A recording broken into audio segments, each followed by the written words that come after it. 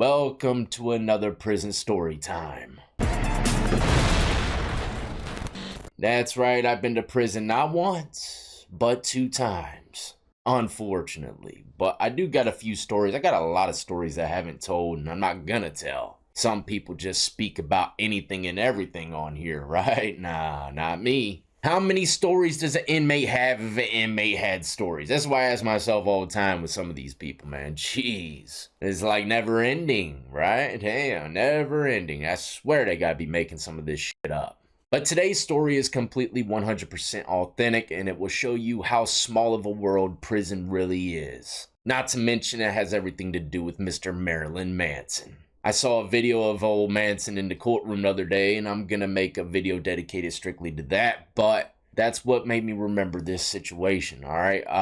The story begins with, I technically stole something from a lifer. Someone that's never going home. He ended up getting into an altercation. We'll get there, but first let me paint a picture, okay? This prison is the first place that I've ever came in contact with lifers. And a lot of these guys, man, you wouldn't think that they're in there for life, I played softball with them, board games, and all kinds of stuff. So I'd say, this is just a guess. I'm about 7 months into my bid. I got the hang of things just about. And, I was out in the yard. It was wintertime. I had my big blue coat on with the orange lining, and I'm walking the yard. I'm walking the yard with 2 of my homeboys. And sometimes, we separate and do our own things. And that's what happened with this situation. I was walking the track by myself. And a lot of people might be like, man, you can't be doing that in prison. You can. You can walk the yard by yourself, man. Trust me. People do it all the time. You don't need backup. Even though I have seen plenty of people get knocked out on that track with a lock and a sock.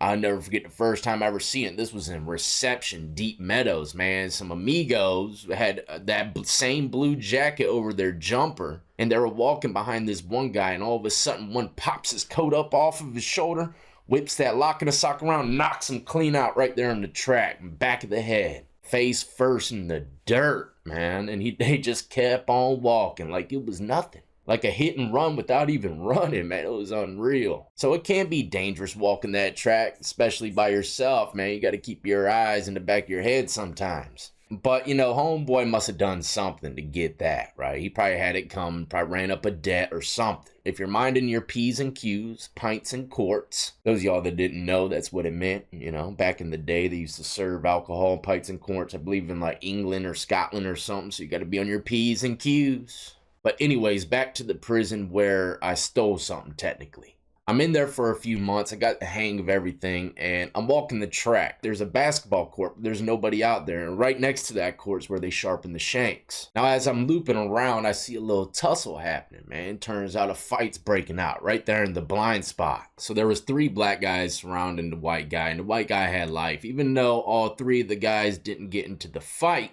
2 of them ended up later on getting hemmed up behind the situation. And in this prison, man, a lot of the white guys, they were being taken advantage of in all kinds of ways. That's why when I came out and heard, like California stuff had white guys, they were grouping up and they were a power source in prison. I couldn't believe it. I was like, no, there ain't no way. No way. In Virginia, man, them white guys got it bad. I'm trying to tell you, man, some places they really do. They're the first ones to get taken advantage of, first one to get over on, first one to joke. Anyways, I'm right there, and I kind of slow my pace because I see the tussling happen. I'm watching everything go on, and homeboy's headset goes flying off. He had the old CL20s. I think that's what they're called, man. You can see them from a damn mile away on their head. But they get to tussling. He hits the dirt. His CD player goes flying. He's not knocked out, but they take the CD player. And the CO, even though it was a blind spot, he wasn't too far off. He's seen everything happen. Then he started running over, and that's very rare because there wasn't too many COs, especially in wintertime, walking the track. Now, some situations, if something like that happens on the yard, they'll make everybody lay down till they get everyone arrested. But this was,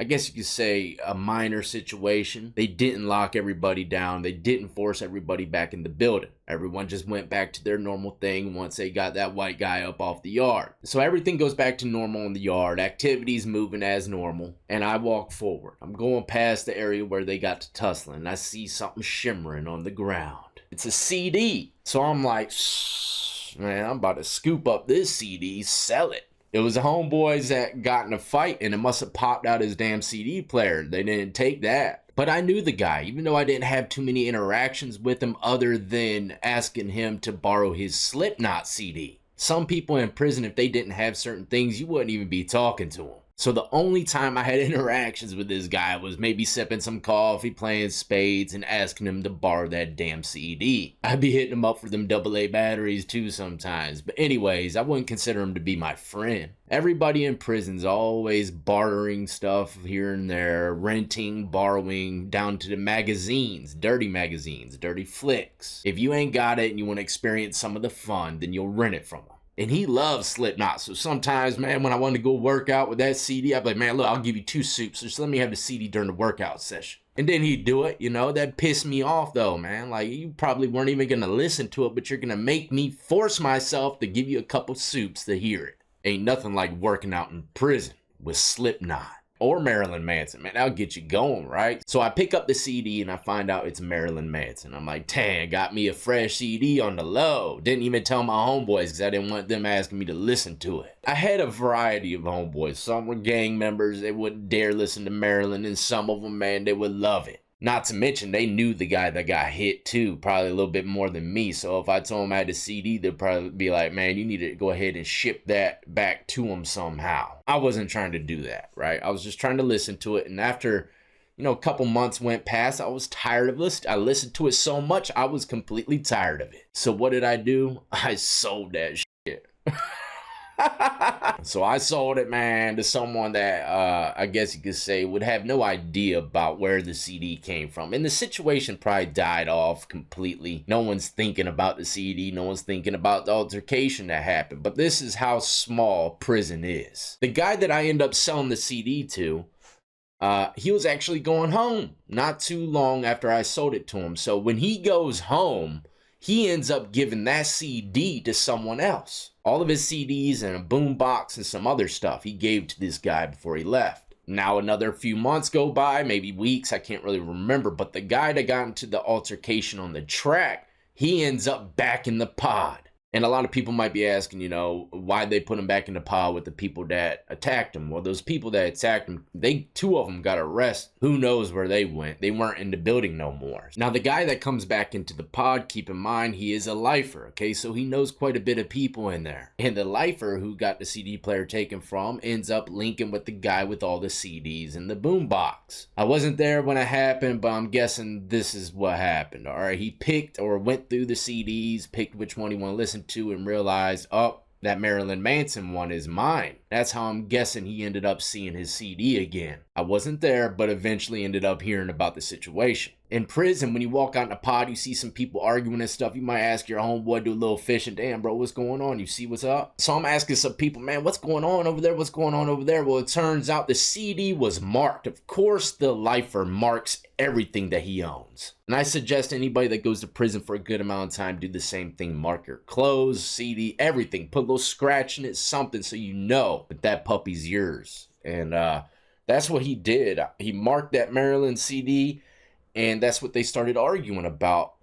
He wanted his CD back, but the guy was like, I'm not giving you the CD back. This CD was given to me by my homeboy before he went home. There's scratches all over the damn thing. That could be anything. And, you know, sometimes people will do that, you know, some of them real convicts, grimy ones. They'll say, yeah, this shit's marked. Look, this is mine. When they know that you bought it off the black market, that's an easy way for a guy that is stronger than you to take something from you without it looking like it's stealing. Saying that it's marked, it was his before you even got it type of situation. Trust me, I seen it happen. So the guy didn't give it up, and things were kind of icy from then on between the two. But I thought it was dead, to be completely honest, you know, until about 2 days later. We're all on the top tier, right? And I was next to my homeboy C, so I wonder where he's at. A crazy story about C, and this is why I stopped hanging out with people in prison. This wasn't the only occasion, but I had a few occasions. I met people that I was doing time with on the streets when I got released. C got released before me. He gave me his information, and when I got out, I linked up with him at the club, man. We went back to the trailer park. Wait, no, it wasn't a trailer park. It was just some low-income neighborhood, right? So I go into the house. The whole house, every room, everything, fans, it's a damn reefer grow spot.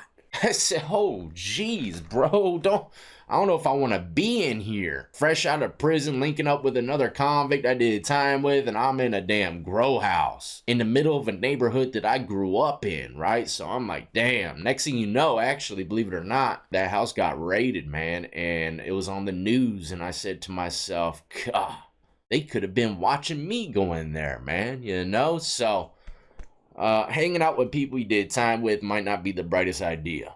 But anyways, that was just a side note. I was walking past C's cell, and I was seeing if he wanted to do a tattoo for the day. We were practicing on each other. C comes out, we're sipping our coffee right in front of our cell door, and we see those two guys that were arguing about the CD. The one guy that owned the CD was walking down the stairs. The guy behind him was the dude that wanted his CD back, and I don't think he knew he was behind him. Homeboy gets to about the third step, and the dude behind him pushes him. He goes flying off of that third step. It wasn't too high, but high enough for him to fly. The lifer that wanted his CD back just kept on moving, right? And the guy that got pushed that has the CD stands up, and he's starting to make a commotion. He's like, you want to handle it? Let's go upstairs and handle it right now. And the lifer, of course, he's going to be following behind him, man. He got life. He's got a reputation to uphold. He ain't going to let someone get over on him like that, especially after he just pushed him down the stairs. He's obviously not scared of the guy. So yeah, he goes up to the cell, and that's when you start to hear the eerie meat and concrete thumping. So it wasn't too long, and all of a sudden you see the lifer. He comes out with the boombox and all these CDs like he just raided a Radio Shack. Stuff falling out of his hands. He couldn't take everything out at once. He comes out. Keep in mind, he's a lifer. He knows a lot of people in this pod. He hands a bunch of stuff to a bunch of other people. Now, homeboy comes out the cell. He's all red. He doesn't look too beat up, but he goes straight down to the booth and tells the people exactly what happened in front of everybody. They lock it down, put him in the Sally port, and then sooner or later they come and get the guy that took all of his stuff. I'm telling you, this is a crazy turn of events, all right? So homeboy's gone, and the CDs and the boombox is spread out throughout the pod. Like a week or so goes by, and these guys are trying to sell the CDs. A bunch of white guys trying to sell the CDs, man. And not the boombox, though. They kept that because it was an old boombox. They don't even sell them no more. And it was altered. It had like a amplifier in it or something, and made the speakers much louder. Some days you'll wake up and you can hear the boombox blasting, right? Like, damn, I can't believe I'm in prison. It feels like I'm in a music video. They would never dare play metal on it, though. Yeah, if they played metal on that loud ass boombox, man, there'd be a group of black guys there to beat their ass as soon as they come out the cell. I'm not even playing. They ain't standing for no metal music. Anyways, those guys, like I said, were selling CDs, and they came my way. And guess what one of those CDs were? And he was selling it for the super low. The Marilyn Manson. Look, so much time went by that I sold it because I listened to it so much, and I didn't have no need for it no more. I didn't want to hear it no more. By the time that they brought the CDs back to me to, try to hustle them off, he was selling them for lower than what I sold to the guy that went home. And not to mention, it's been quite a while. I wanted to hear some Marilyn again, so I bought that jank back. Oh, and that is the story of Marilyn Manson's CD in prison. Pretty crazy, huh? And I eventually got transported to another pod, and I gave that CD to my buddy Rabbit after he got beat up for no reason. I was about to go home too, though, but that's another story for another day. Right before I went home was probably the most treacherous times I had in prison. First time ever seen a shot caller too, man. See, I've told a lot of stories that I can tell on this channel, but there's a couple issues that I have, and it worries me sometimes, man. My memory. Yeah, man, I be forgetting some things about prison, and if it wasn't for the Marilyn Manson in court episode that I seen the other day that I'm gonna be bringing to y'all probably tomorrow, I would never have remembered anything about that. Some things really trigger a memory bank that I never knew existed. But that is the small world in prison. And keep in mind, if you ever find anything lurking on the ground or anything that you can randomly pick up, it's worth value in prison, chances are that puppy's marked. And it will eventually come to the light. That person always seems to find out where his stolen stuff went. My question to y'all, though, is it technically stealing? If it was on the ground, I could have picked it up, and maybe tried to ship it to him whenever he got out the hole. But I'm a criminal, man. I ain't giving it back.